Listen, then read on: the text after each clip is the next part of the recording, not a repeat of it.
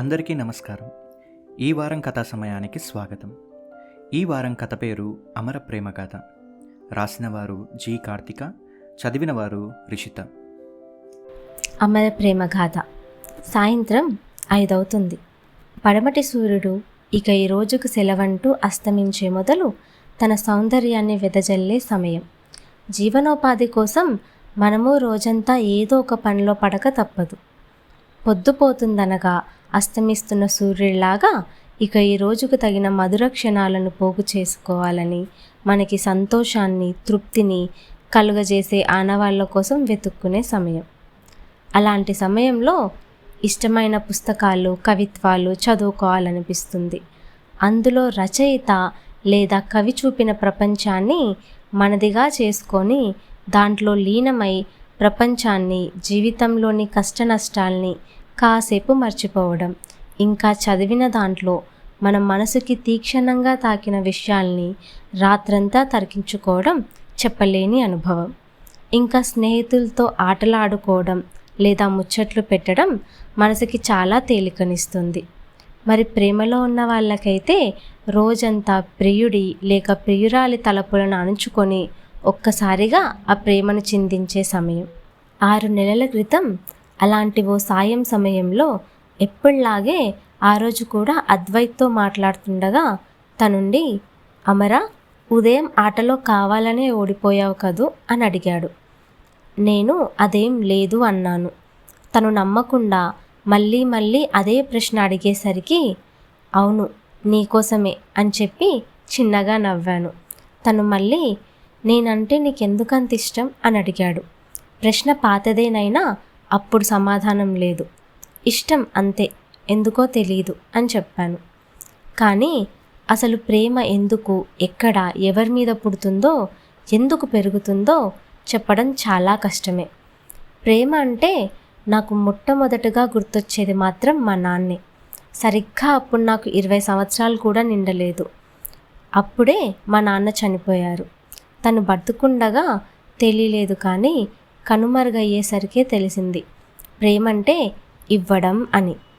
తీసుకున్న వాళ్ళు అది గుర్తించినా గుర్తించకపోయినా ప్రపంచాన్ని చూపిస్తూనే ప్రపంచంలోని విషాన్నంతా తను తాగి అమృతాన్ని మాత్రం తన పిల్లలకు పంచాడని తను వెళ్ళిపోయాక ప్రపంచాన్ని ఒంటరిగా ఎదుర్కోవాల్సి వచ్చినప్పుడే తెలిసింది. తన వ్యక్తిగత సుఖాల్ని విడిచి అహర్నిశలు మా కోసం కష్టపడ్డాడని తలుచుకుంటే తెలుస్తోంది. ప్రేమంటే నేను అనే దాన్ని పక్కన పెట్టి ప్రేమించిన వ్యక్తికి ప్రాధాన్యత ఇవ్వడం అని. ఇంత చేసినా ఒక్కరోజైనా ఇవన్నీ చేస్తున్నానని చెప్పుకోనైనా చెప్పుకోలేదు. ప్రేమ చెప్తేనే ఉన్నట్ట? అసలు చెప్పుకోవడం కన్నా నిజంగా ప్రేమించగలగడం అవసరం కదా. మా నాన్న దూరమైన తర్వాత చాలా రోజులు ఆలోచించాను. తన జీవితాన్ని తను అనుభవించకుండా ఇలా తన పిల్లల కోసం పాకులాడి ఈ భూమి మీద తనకుండే ఆ అమూల్యమైన క్షణాల్ని ఇంకొకరి కోసం ధారబోసాడని. మరికొన్నిసార్లు అనుకునేదాన్ని, ఒకవేళ నేను ఎవరినైనా ప్రేమిస్తే మా నాన్నలాగా తీవ్రంగా, నిష్కల్మషంగా ఎప్పటికైనా ప్రేమించగలనానని. అలా 3 సంవత్సరాలు గడిచిపోయింది. ఈ ఆలోచనలతో, నా చదువులతో, తర్వాత పనిలో చేరాను. అలాంటి సమయంలో ఎదురయ్యాడు అద్వైత్ నా కళ్ళకి. చూడగానే ఏదో తెలియని ఆకర్షణ. సరే ఆకర్షణే కదా అని ఊరుకున్నా. కానీ అది సమయం గడిచే కొద్దీ ఎక్కువైంది తప్ప తగ్గలేదు. ఏమో ప్రేమించాలనో లేక ప్రేమించబడాలనో ఈ తపన అనిపించేది. ప్రేమించిన అనుభవం లేకున్నా ప్రేమకున్న చిహ్నాలు మాత్రం మా నాన్న మాపై చూపించిన ప్రేమలో కనుగొన్నా. తన విషయంలో అయితే ప్రేమ సునాయాసంగా, అప్రయత్నంగా ఎగిరిపడే అలలాగా వచ్చేది. ఎప్పుడూ స్నేహితులకి సలహాలు ఇచ్చేదాన్ని, ఏముంది ఇలా చెప్పు అలా చెప్పు అని. కానీ అలా నిజంగా భావపూర్వకంగా ఇంకొకరికి నువ్వంటే నాకు ఇష్టం అని చెప్పవలసి వస్తే ఎంత అంతర్మథనం ఉంటుందని నా వరకు వచ్చేదాకా కానీ తెలియలేదు. కానీ మనకి ఏమీ సంబంధం లేని ఒకరిని చూసి ఇష్టపడి ప్రేమించాలనుకోవడం, అందులో కావాల్సిన తీవ్రత, ప్రామాణికం కలిగి ఉండటం నిజంగా జరుగుతుందానని కూడా అనుకునేదాన్ని చాలాసార్లు. ప్రేమకుండే అస్తిత్వం ఒకటే కావచ్చు, కానీ ప్రేమకుండే రూపాలు ఎన్నో. అందులో రొమాంటిక్ లవ్ ప్రత్యేకమైంది. నిజమే, అది మొదట ఆకర్షణగానే మొదలవ్వచ్చు. అయితే మాత్రం తప్పేంటి? అద్వైత్ వైపు మొట్టమొదటగా నన్ను లాగింది అతని కళ్ళు. ఆ కళ్ళల్లోని తీవ్రత మాత్రమే. చాలా చిన్న చిన్న ఆకుల్లాంటి కళ్ళే అయినా చిరుతపులి కళ్ళకున్న తీక్షణం కలిగి ఉంటుంది. జీవితాన్ని ఎంతో చూసినట్టు, ఇంకెంతో అనుభవించినట్టు అనిపించేది ఆ కళ్ళను చూస్తుంటే. అసలు మొదట్లో అద్వైత్ని పరిచయం చేసిన నా స్నేహితురాల్ని చాలా తిట్టుకునేదాన్ని. తనే గనక పరిచయం చేయకపోయి ఉంటే నేను ఇలా డిస్టర్బ్ అయ్యేదాన్ని కాదు అని. కానీ తర్వాత నేనే 1-2 సార్లు ఏదో విషయమై నన్ను తన దగ్గరికి తీసుకెళ్ళమని అడిగాను. అలా 2-3 సార్లు చూశాననుకుంటా, 1 ఏడాది పాటు.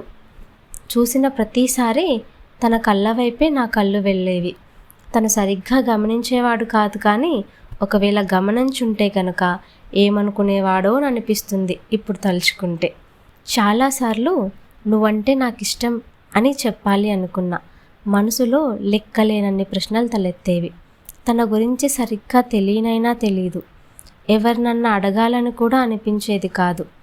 ఎవరిని అడిగి నాకు తన మీద ఇష్టం కలగలేదు. ఇంకెవరు చెప్పినా పట్టించుకునేదాన్ని కాదేమో. నాకే నేనే తేల్చుకోవాల్సిన విషయం అనిపించేది. తన గురించి ఏవేవో ఊహించుకొని నా మైండ్లో తనని చిత్రీకరించుకున్నాను. కానీ ఏమో అవంతా నిజమో కాదో, నా అంచనాలు తప్పైతే అనిపించేది. ఇంకొన్నిసార్లు అయితే నేను ఇష్టపడితే సరిపోతుందా, తనకి ఇష్టం ఉండాలి కదా, ఒకవేళ ఇష్టం ఉన్నా నాకున్నంత తీవ్రంగా లేకపోతే అది నిలుస్తుందా? ఆడదాని ప్రేమకు విలువ తక్కువ ఉన్న ఈ సమాజంలో నా ప్రేమను అర్థం చేసుకుంటాడో లేదో. ప్రేమ చిగురించిన కొత్తలో అన్నీ బాగానే ఉండాల్సిన దానికన్నా ఎక్కువ ఉత్సాహంతోనే ఉంటుంది. కానీ అది ఎంతవరకు ఒడిదుడుకులను ఎదుర్కొని నిలుస్తుంది? శరీర వాంఛతో కూడిన ప్రేమ చాలా వరకు అశాశ్వతం అంటారు కదా.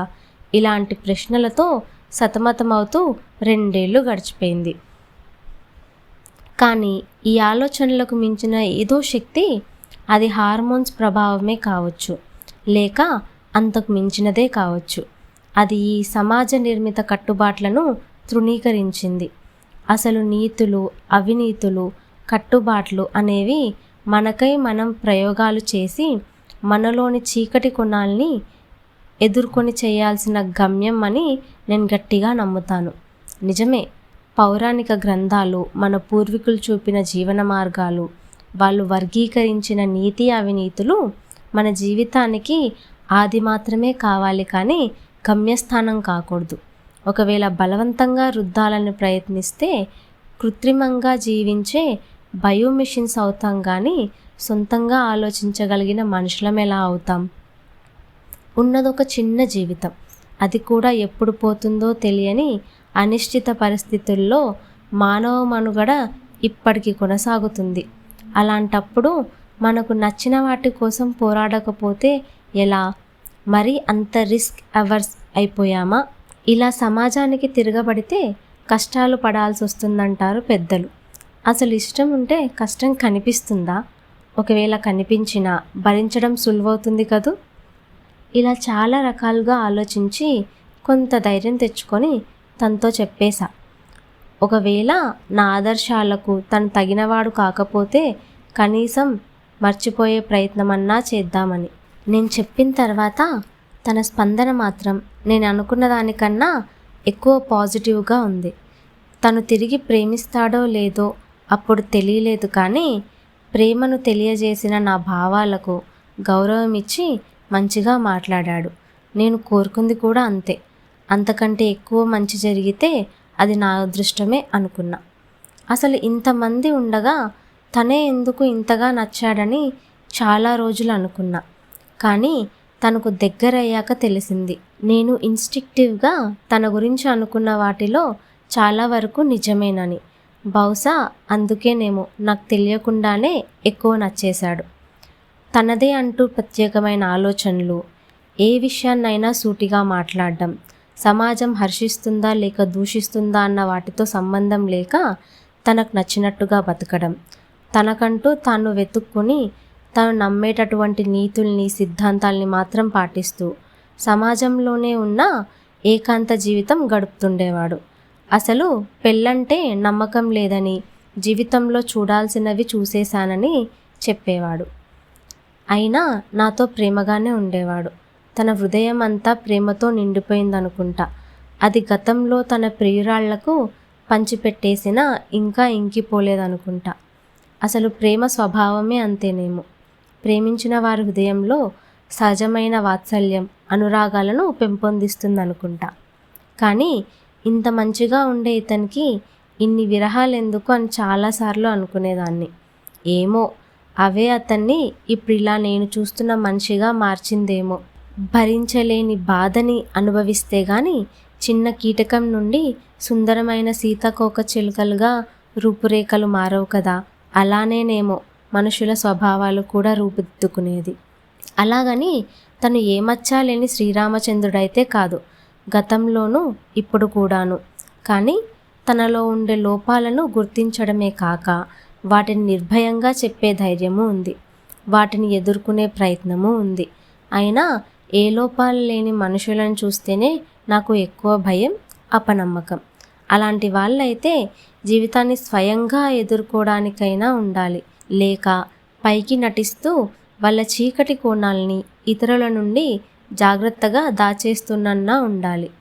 లేకపోతే వాళ్ళ సత్యాన్వేషణ ఫలించి సంసారిక జీవనంలో కొనసాగుతున్న మహానుభావులైనా అయి ఉండాలి.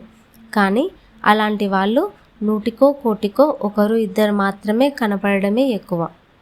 ఒకవేళ కనపడినా వాళ్ళు నిజంగానే మానవ సహజమైన రాగద్వేషాలను జయించారని ఖచ్చితంగా చెప్పలేము. అసలు ప్రపంచం ఇంత క్రూరంగా మారడానికి కారణం సోకాల్ చెడ్డవాళ్ళ కన్నా మంచి వాళ్ళలాగా కనిపించే చెడ్డవాళ్ళ నుంచే అధికమని నేను విశ్వసిస్తాను. ఎందుకంటే చాలా వరకు సంఘానికి భయపడి వాళ్ళ స్వభావాన్ని అణుచుకున్న కనుమరుగులో విప్పే ప్రయత్నంలోనే ఎక్కువ పైశాచికం, క్రూరత్వం వస్తుంది. కాబట్టి తనని తాను అర్థం చేసుకొని తన లోపాలను గురించి చెప్పాల్సిన అవసరం వస్తే నిర్భయంగా చెప్పేవాళ్ళంటేనే నాకు గౌరవం. ఇంకా ఆ లోపాలను సరిదిద్దుకునే ప్రయత్నం చేస్తున్న వాళ్ళని చూస్తే ఇంకా ఎక్కువ గౌరవం. అందుకేననుకుంటా తనతో కలిసి 3 నెలలు ప్రయాణం చేసిన తర్వాత నేను ఇంకెవరిని ఇంత గాఢంగా ప్రేమించలేననిపించింది. అలా సంవత్సరం పాటు కొనసాగిన మా ప్రేమ ఇప్పుడు మూగబోయింది. తనను నేను దూషించలేను. తన స్వభావం గురించి, తన జీవిత ఆదర్శాల గురించి మొదట నాకే చెప్పాడు. ఈ ఏడాది పాటు తను చూపించిన ప్రేమ, అతనితో ఉన్న మధురానుభూతులు నా హృదయం అంతా నిండిపోయాయి. తన జీవితంలో సంవత్సరం రోజుల పాటు నాతో కలిసి ప్రయాణం చేశాడన్న సంతోషం తప్ప బాధ లేదు. కానీ ఆశాజీవులం కాబట్టి ఎప్పటికీ ఇలాగే ఉండుంటే బాగుండు అనిపిస్తుందంతే. ఒకవేళ తనకు జీవితంలో నిజంగా స్థిరపడాలనిపిస్తే తను వెతుక్కొని వచ్చేది మాత్రం నన్నేనని చెప్పి వెళ్ళిపోయాడు. వెళ్ళిపోతూ తనిచ్చిన కౌగిలింతలోని కంఫర్ట్, నుదిటిపైన పెట్టిన ముద్దులోని మృదుత్వం ఈ ప్రపంచంలో ఇంకెక్కడా నాకు దొరకదనిపిస్తుంది. తను తిరిగొచ్చే ఆ క్షణాల కోసం ఎదురు చూస్తూ ఈ జీవితం గడిపేయలేనా? అది కాలం తేల్చాల్సిన విషయం. ఇది ఈ వారం కథ.